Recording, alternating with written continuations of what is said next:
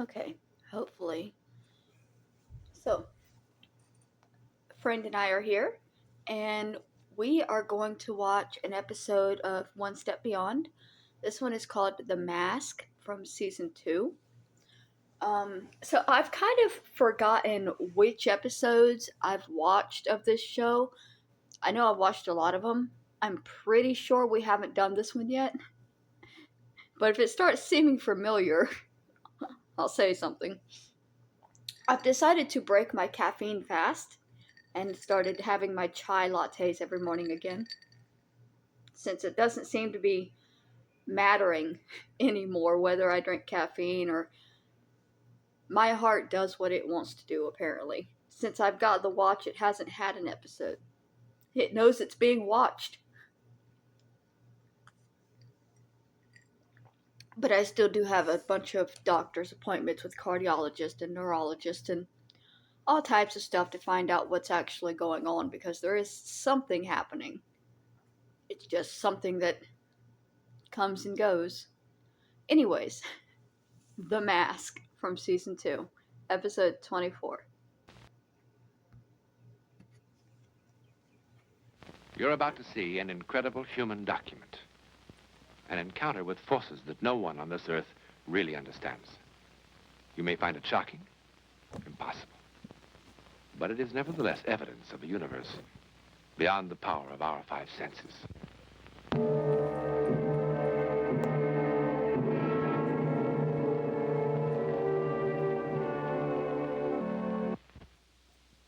It began at 14,000 feet above the barren wastes of North Africa in the summer of 1944. Boom. We at war? It happened to Second Lieutenant Walensky of the United States Air Corps. 1944, Lieutenant Harold is that Walensky of World War Chicago, II? Illinois.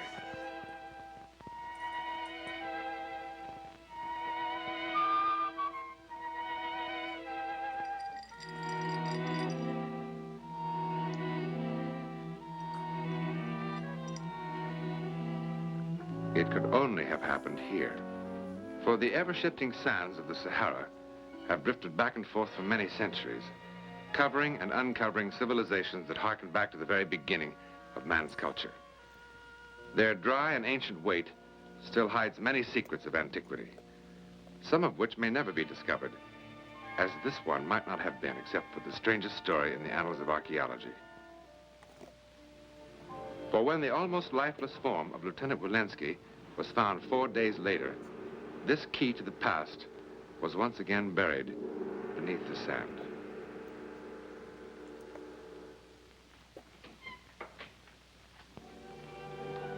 If Lieutenant Walensky had died on the Egyptian desert, that would have been the end of the story, as it was for too many in those years of 1941 to 1945. But Lieutenant Walensky did not die. Not entirely. Not entirely.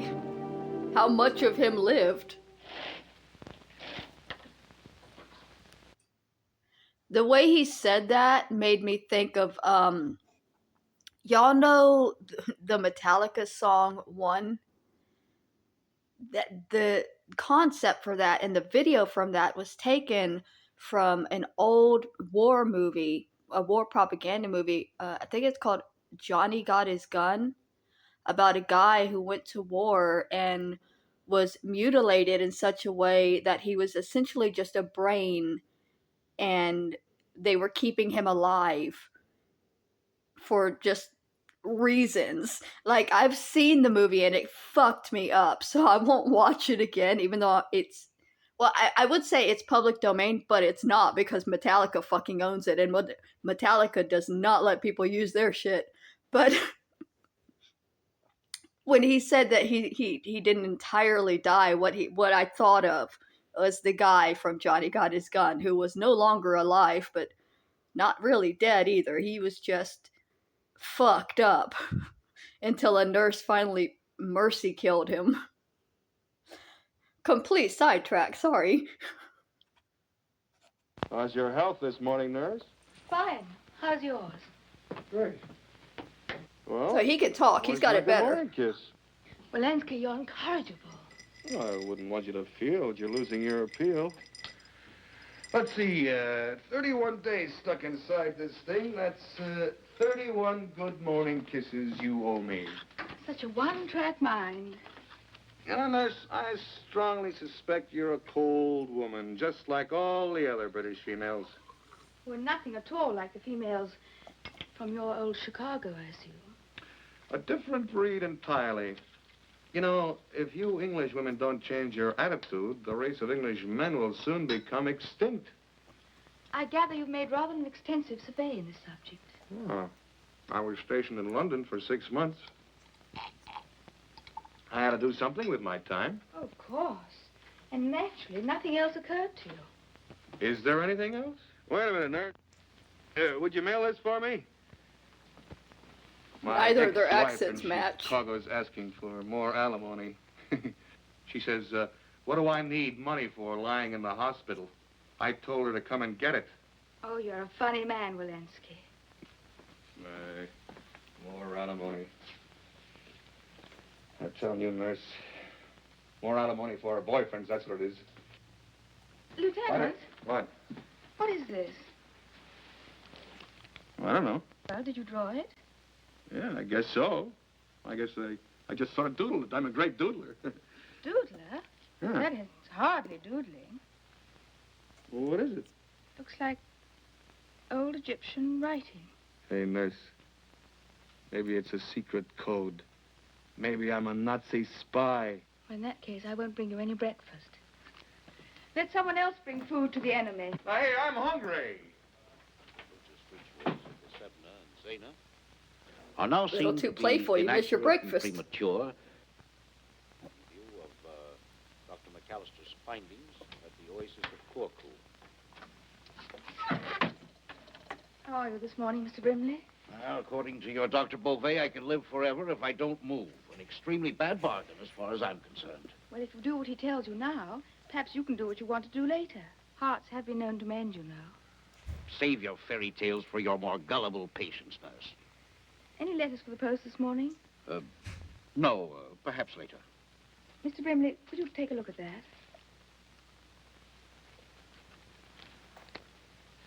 It is old Egyptian writing, isn't it? Who drew this? Lieutenant Walensky, the young flyer across the hall. I told him I thought it was. Cold. Take me to his room. No, but the doctor said... Hang the doctor. Doctor has plenty of time. I haven't.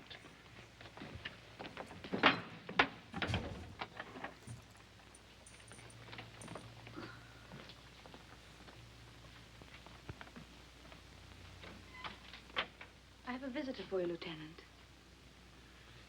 All right, bring him in. Anything for a little action. My name is Brimley. I'm across the hall. So? Well, this is not a social call, Lieutenant. That will be all, nurse. Thank you. No? Maybe you want to sell me some sunburn lotion. I'm an Egyptologist, Lieutenant.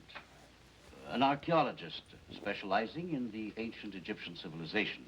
I work with the Egyptian Department of Antiquities. So? Well, obviously, you are very well informed on the culture of the pharaohs.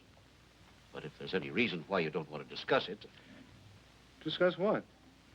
certainly you've done a great deal of work on the ancient hieroglyphics. I have? On the back of this envelope, you have drawn the seal and the personal motto of an ancient Egyptian monarch. Oh. Something I saw in a museum, I suppose. When we were in grade school, they used to drag us to a museum every year. The existence of Prince Herkner was unknown then. Well, maybe I read it somewhere. No, Lieutenant, this information hasn't been published as yet, as you undoubtedly know. One of us is in the wrong kind of hospital, Brimley. How could I draw something like that if I never even saw it? That's a fascinating question. To say the least. Well, what does it say, these hieroglyphics? Well, as I said, this is the symbol and the motto of Prince Herkner. It's rather ironic, too, because the very existence of Herkner has been one of history's best-kept secrets for over 4,000 years. And his tomb is one of the very few that has never been discovered. What a find that would be. Well, the best translation we have is, "The glory of Herkner shall not die. His name shall pass from generation to generation forever." Yeah, the only name I want to pass from generation to generation is Walensky. Now, you spent a few days wandering on the desert after you parachuted from your plane. Yeah, 3 days walking, and so they tell me, 4 days lying there flat on my back while I was acquiring this Palm Beach suntan. In your wanderings in the desert, did you come across anything that could explain this? The only thing I came across was sand. Hot sand. Anyway, after the first day, I was 3/4 blind from the glare. If your prince had come riding up to me on a 4-humped camel, I probably wouldn't even have noticed him. Well, thank you, Lieutenant. Hey, Brimley, Yes? how would you like to be a buddy? I beg your pardon. I've been trying to get my hooks on some booze ever since I woke up in this place. They won't let me move because of this thing on my face, but you get around pretty good in that go-kart of yours. How about finding me a bottle somewhere? Well, I wouldn't want to do anything that would cause any trouble. All right, forget it. Now, it's about time. Do you mind, buddy? I'm hungry, and ancient history gives me a bellyache. Certainly, Lieutenant. Walensky, your manners are abominable. It's time you were in your bed anyway, Mr. Brimley. If the doctor caught you in here, he'd have my neck. Nurse, tell me what you know about that young man. Well, I don't know too much, except he's a very difficult patient. Samara.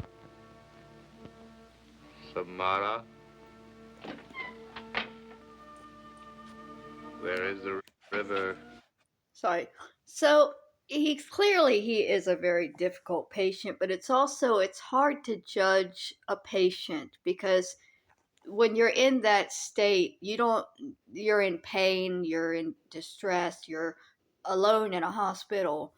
There's a lot of reasons that people who are sick or who are injured become difficult and rude and just kind of very mean, which is why nurses are trained to be extra nice to override that kind of. It is convenient that the guy that understands the Egyptian would be in the same hospital and close enough to overhear the conversation.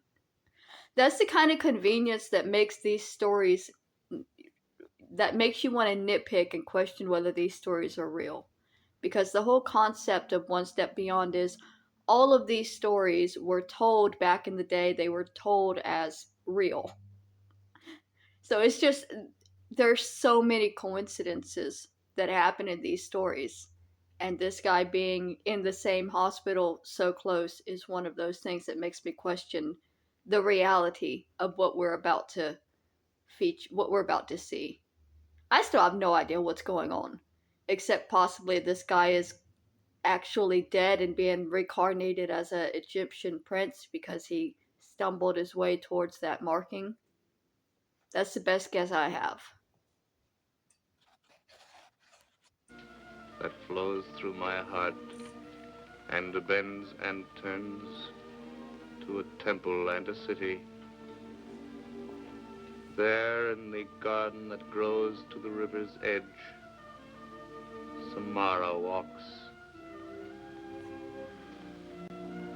Samara from the Ring. Samara, your prince commands. Tonight, at the apex of the moon, we will meet in the royal gardens at the river's edge. Tonight, Samara. Tonight. Some more coffee, Lieutenant? You can take it away now. I've got something for you. What? Well, you You showed such a flair the other day with a pencil. I thought you might like to do some sketching to while away the time. Well, aren't you the little ray of sunshine? Therapy for the disturbed patient. Well, I only just thought that you might... Oh, all right, I'm sorry. I shouldn't open my big mouth.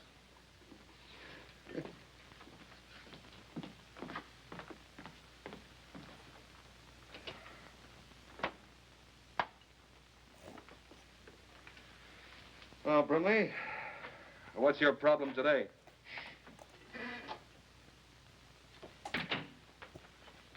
I know it's a little bit early in the day for this sort of thing, but I thought you might like to have some of this. Brimley, I've done you wrong. Well. Sorry, I only have the one glass, but with this thing on my face, I'd have to make pretty much of a mess trying to drink out of the bottle. There you are. Oh, aren't you going to join me? Not right now, thanks. Oh, go on. No, thank you. Huh. Oh. That's better. Okay, Brimley, I know you didn't bring me this booze out of the kindness of your heart. What do you want? Well, I know this may sound ridiculous to you, Lieutenant, but please bear with an old man. Does the name Samara mean anything to you, Lieutenant? At the moment, it seems to mean free booze. It doesn't sound at all familiar, even vaguely? If I say yes, do I get another shot?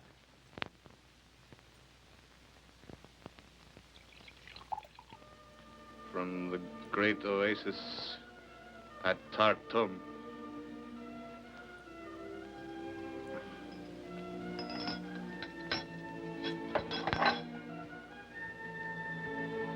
Lieutenant. And the people shall be freed of the harvest sickness. Yes.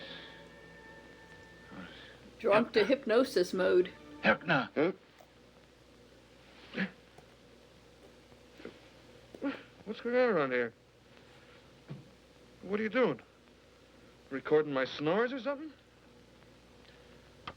How do you feel, Lieutenant?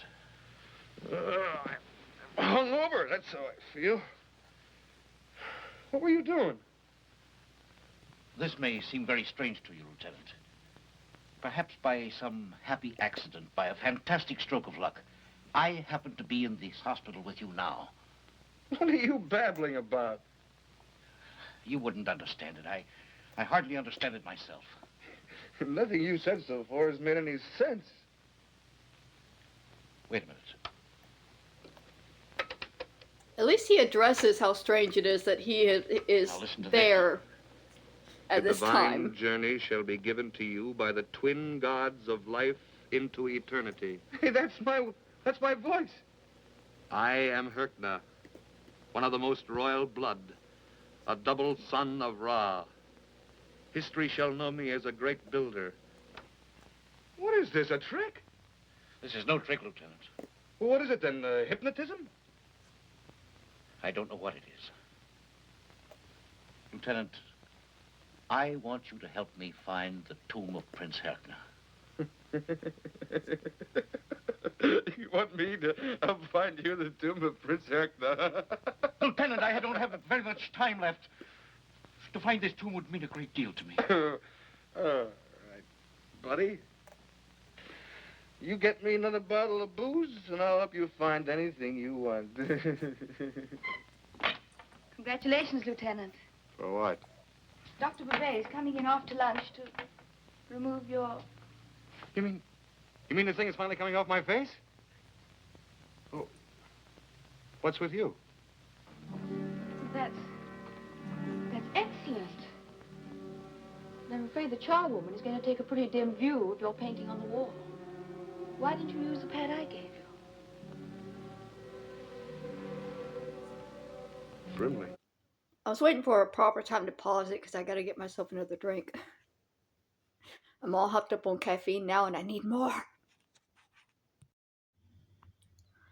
Okay, sorry about that. I cut out caffeine and soda almost entirely for about 2 weeks because I didn't know what was going on with my heart and I was just trying everything. I'm back on it now and I'm going to enjoy it. Brimley. I beg your pardon? Brimley? Brimley, Lieutenant? Well, sure, who else? If I die, I die. Look at your hand, Lieutenant.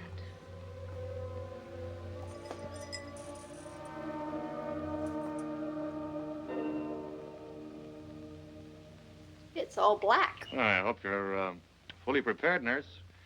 Women have been known to faint with joy at their first sight of the Walensky face. Oh, I'm pretty sturdy, Lieutenant. I haven't fainted in days. Hold it steady for a moment, Lieutenant, will you? Mm-hmm. Well, here we are.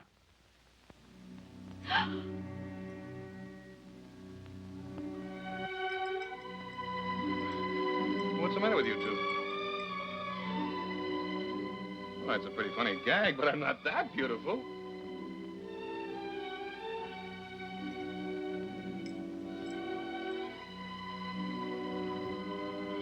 Okay. Joke's over. They have a picture of what he looked like before.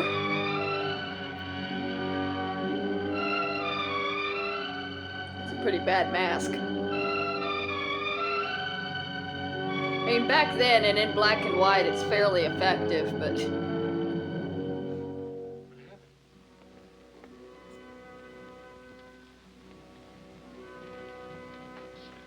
What happened?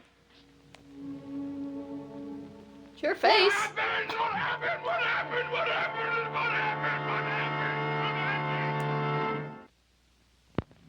happened? Come in.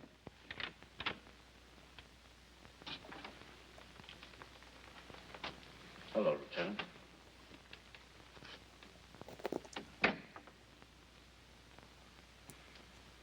Mr. Brimley, do you understand what's happened to me? Understand?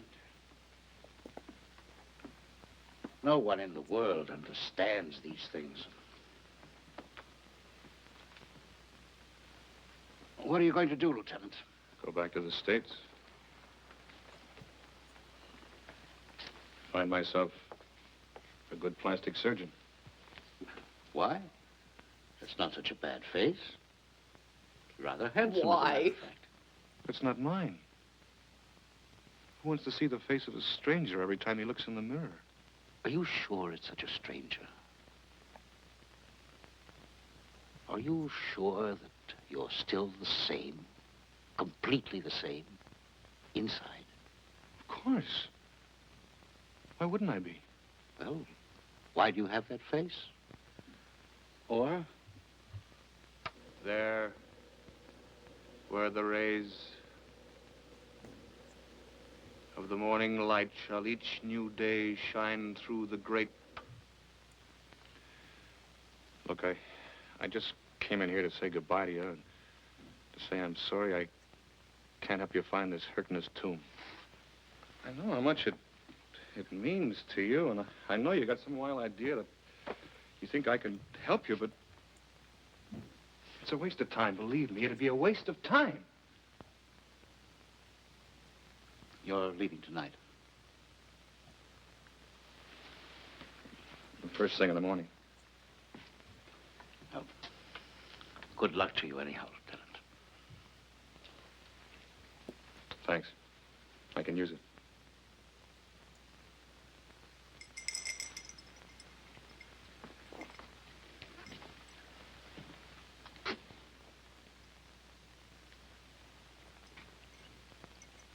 I suppose you realize there's not the slightest chance in the world we'll ever find this Herkner's tomb.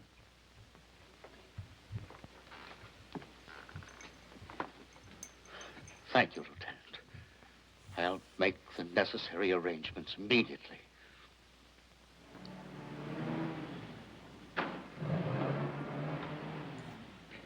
I mean, okay. So if he has transformed into this Egyptian prince, would taking him back to the tomb kill him? Essentially, would the prince take the body? Or, I mean, would he be able to just go back to Illinois and exist? Or, I don't understand. If the prince is wanting to live again, why does it want to go back to the tomb where it would likely be claimed again?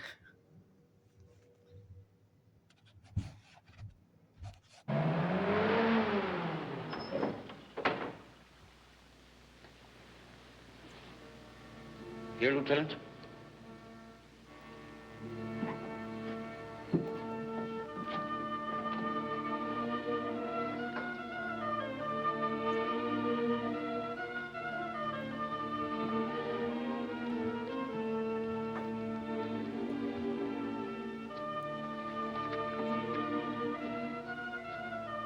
Lieutenant.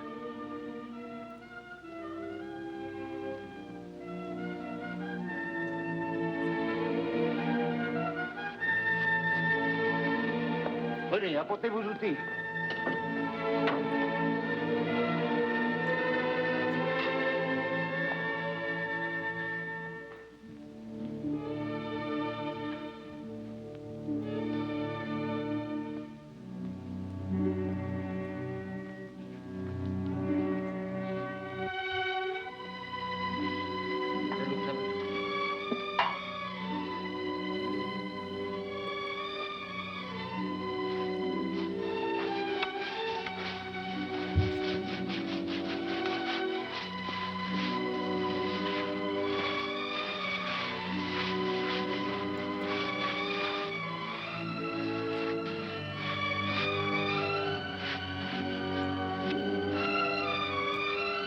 C'est ici. Commençons.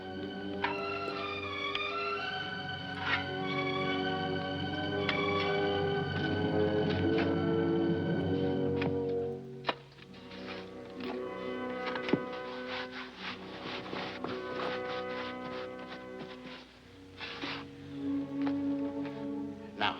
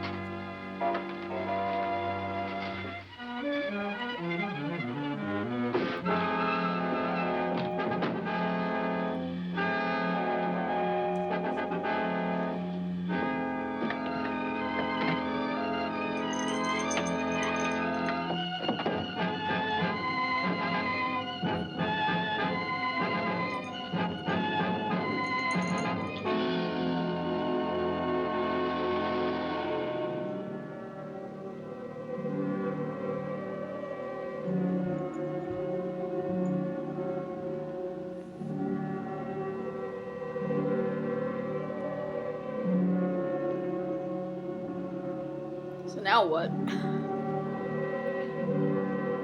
We just gonna stare at each other for a while? Oh no.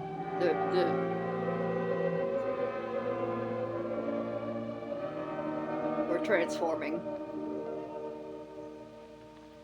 Prince Herknap finally found his place in history. With the discovery of his resting place, the lasting glory he so desired was his. His tomb was moved intact to this Museum of Antiquities, a long way from the desert, where Lieutenant Wilensky first began his amazing retreat in time. What about Wilensky? What about the man who was so incredibly possessed by the soul of another long dead? Well, his mission of discovery accomplished, Wilensky was restored to himself, but the marks of two men were left upon him. An ancient prince and Mr. Brimley, who died triumphant. Wilensky did not go home to Chicago, not at all. He too became a searcher after the secrets of man's journey through time.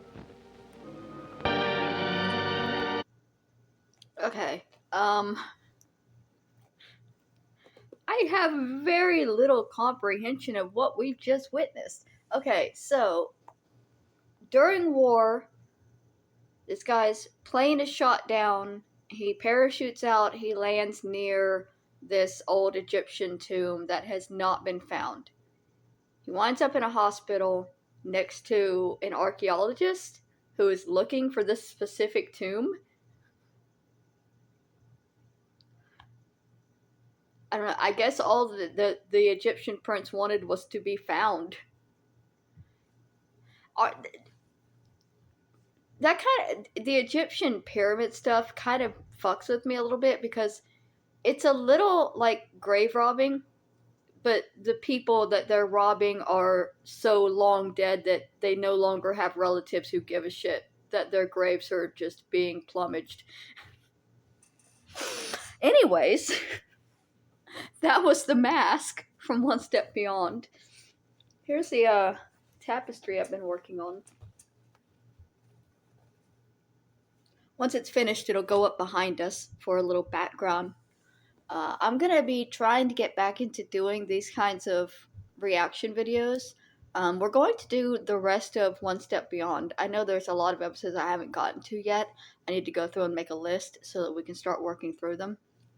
Now that I have slightly better recording equipment, it's still an Obama phone, but it's slightly upgraded from my last one. We should be able to continue putting out content again.